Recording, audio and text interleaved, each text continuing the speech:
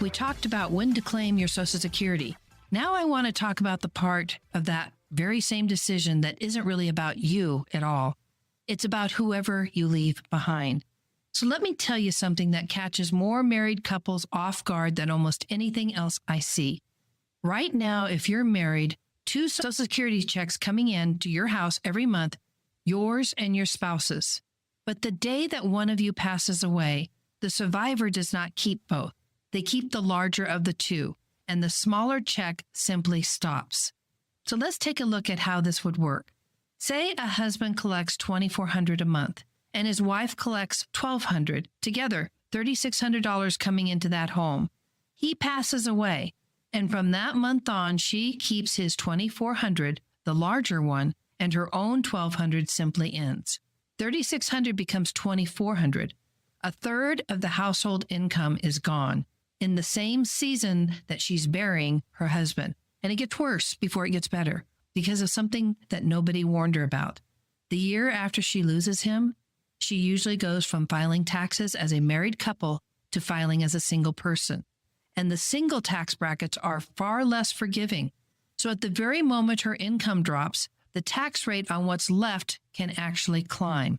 Less coming in, a bigger bite taken out. We call it the widow's tax trap, and it blindsides people every single year. Just think about that for a second. The day you lose your husband or your wife, the hardest day of your life, your household income doesn't just feel smaller, it is smaller. And I promise you, the bills do not shrink to match. The mortgage stays the same. The property taxes stay the same. The cost of simply being alive stays the same. We have a name for it in this business. It's called the survivor's cliff. And here's the hard truth about who lands on. Women, on average, live several years longer than men. So far more often than not, it's the wife who's left standing at the edge of that cliff, sometimes for 10, 15, 20 years. This is not a small footnote. For a great many families, it's the single most important reason to get this decision right. So let me give you a number that really ought to make you sit up and take notice. When a husband passes, a widow's household income very often falls by something like 40%. But her living costs do not fall anywhere close to that. The house, the car, the insurance, the upkeep, most of it rolls on exactly as before. That gap, repeated across millions of homes, is one of the reasons older women are far likelier to slip into poverty than older men. For a married couple, this may be the most loving piece of planning that you ever do. So let me tell you about Vernon and Arlene. Vernon was the higher earner of the 2 of them by really a good margin. And when he hit 62, everyone around him said the same thing. Take it now, Vernon. Take it while you can. But Vernon didn't. He waited all the way to 70. He let that check grow about 3/4 larger than it would have been at 62. Vernon passed away at 78.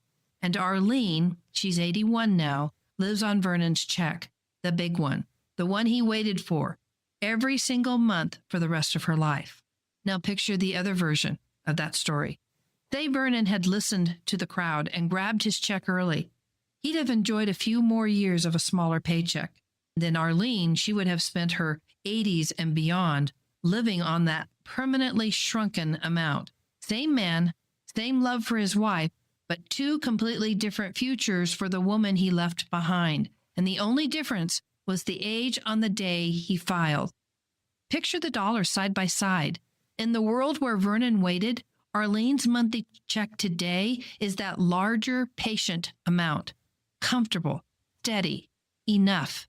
And in the world where he grabbed it early at 62, she'd be living on a check perhaps $1,000 a month smaller for the rest of her life, well into her 90s. Same marriage, same love. One decision that made years before either of them knew how much it would matter, and it set the whole course of her widowhood. Here's what I want you to understand about Vernon. He didn't wait for himself. He barely collected on it. He waited for her. He just never said it out loud. He understood that the check he built by being patient would one day become the floor his wife stood on, and it did. I've come to believe that this is one of the most romantic things that a person can do, and almost nobody ever calls it that. We picture love in retirement as the trip to Italy, the anniversary dinner, the dancing in the kitchen, and it is those things. It's also a man sitting down with a calendar and a benefit statement and choosing on purpose to take a little less for himself today so that the woman he loves will have more on the loneliest day of her life. This is love doing math. That is love thinking 20 years past its own lifetime. Vernon never got a thank you card for it. He was already gone. But Arlene feels it every single month, whether she names it or not. And this is what this decision really is. Underneath all the numbers, it is a kind of love letter written with a claiming age. So here's the rule of thumb, and it's true for a great many couples. The higher earner has the most reason of anyone to wait, because that bigger check doesn't just belong to them. It becomes the survivor's check for as long as the survivor lives. Meanwhile, the lower earner can often afford to claim earlier. Do you see what that means? For a married couple, this was never two separate solo decisions. It's one decision made as a team,